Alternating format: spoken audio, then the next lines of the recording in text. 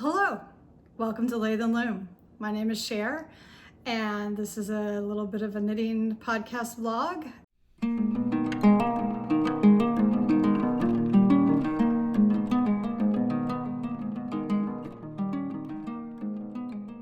think we'll have a quick one today. I actually really just wanted to pop in and want to get this posted pretty quickly because I'd like to get some advice from you all. I've got two projects. I've got one that's a finished object. This is the red Panda sweater by Asita Krebs that I knitted a couple months ago. I love this sweater, and I'll pop some B-roll in here so you can see a little bit of a show and tell and twirl while I go. But as I've worn it, so this is a colorwork sweater.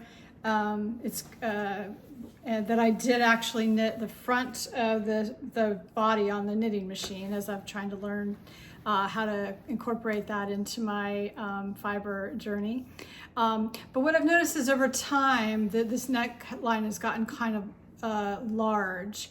I don't think this is the pattern. I think while I went down the recommended needle sizes on the cuff, I don't think I did that on the neckline. So I have a couple of options here. I can put some elastic in. I did buy some dark elastic when I was knitting it, thinking that might be something, but it's quite wide. I mean, I've got a sports bra on, so probably a little wider straps, but I just don't want my bra straps to show. So I think what I really need to do is undo the neckline. I believe this was picked up stitches, so I should be able to just go back to the pickup and tighten it up go down a couple needle sizes and tighten that up. So I think that is my first plan. I could go ahead and try putting a crochet chain stitch behind, but I think maybe it might be a combination of the two, re-picking up the neckline and re-knitting it, and then putting that crochet chain in there. So curious what you all might do. I am going to ask a little bit of a favor here before I move on to my next project and related to that. So one, I would love to ask you to please comment if you're watching the video, and on these two projects, I would love to get the ideas of this community. I also, frankly, need a little bit of a boost on my YouTube channel. So your comments, shares, and likes, and subscribe if you're not subscribed, I would invite you.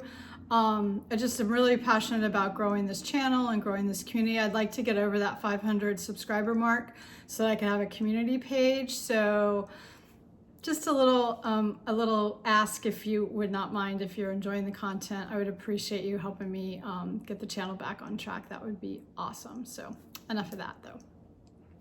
I hope you have a project that you're working on. I've got my cup of berries afternoon tea, or berries Irish tea in the afternoon. it's about that time. This is Saturday, I think it's March 22nd. She'll check the date. And I am coming to you from North Carolina in the US. So the main reason I want to talk with you all is on my current main WIP. So this is the Móinéar, which is a pattern by Ailbíona McLochlainn. And I am knitting it with Woolly Mammoth Fiber Co. Natural Decay in the colorways Pearlescence and Glitter Cracklin'. So here is where I am. I have knit the color work.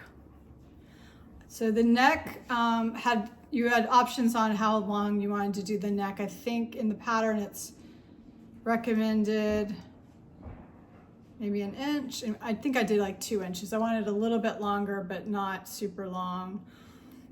And then I knit down, and I have the right yoke depth for the sleeve separation, but what I have, as I often do, is I just have too much fabric in the back. Now, you knit the yoke, and there is some short row shaping here.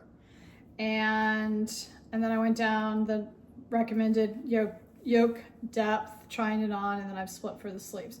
The sleeve, and I actually moved 5 stitches each side to the front, so putting a little more fabric in the front, because I often have problems with too much fabric in the back.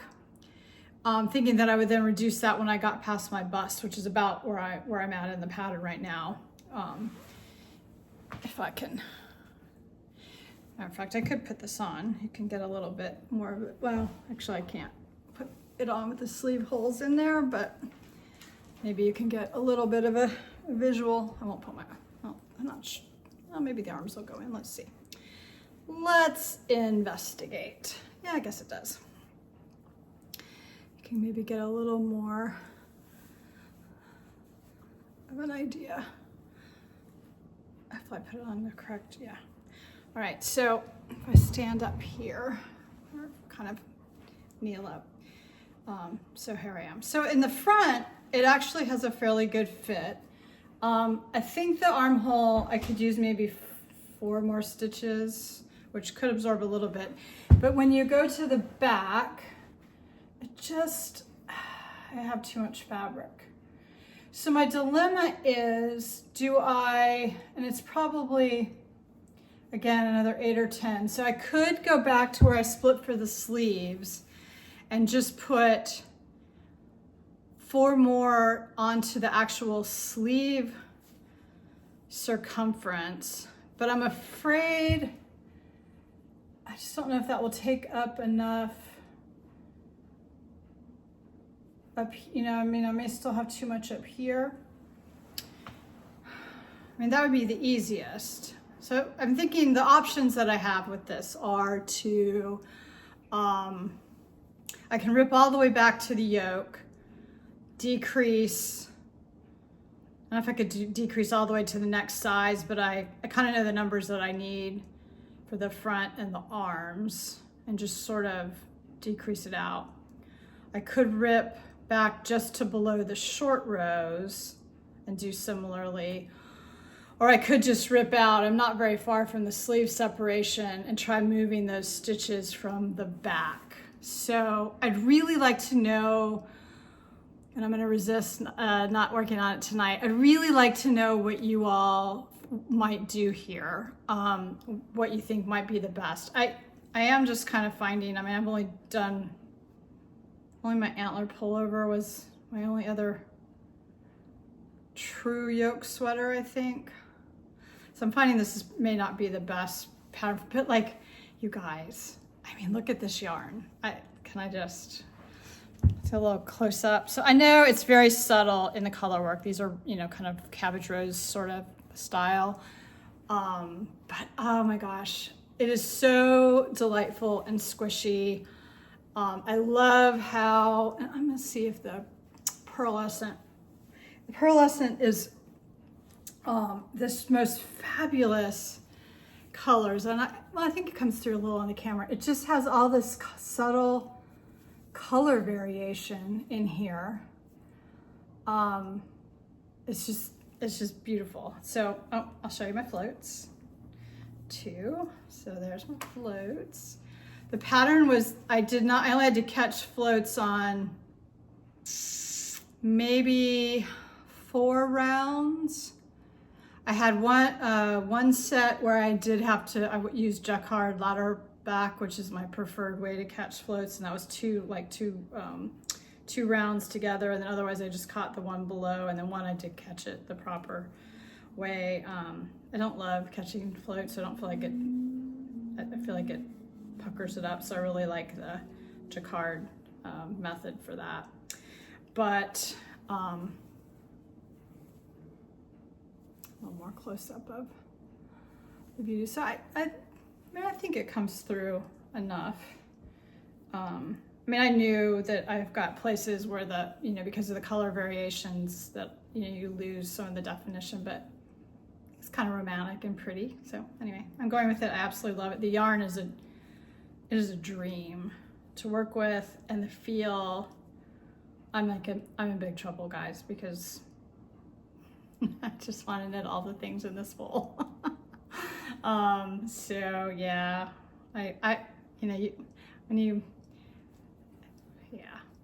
and it's just, and the natural dyeing, I mean, she just does such a beautiful, beautiful job. So, anyway, that is really what I wanted to pop on and talk about today. So, please leave me a comment, on either or both, preferably, projects. I would love to know what you would do here. And also maybe let me know what you're working on and where you're watching from. And I hope you will take a look at a couple of my other videos if you have a little bit of time. But just really appreciate you joining me today. So that is all I have.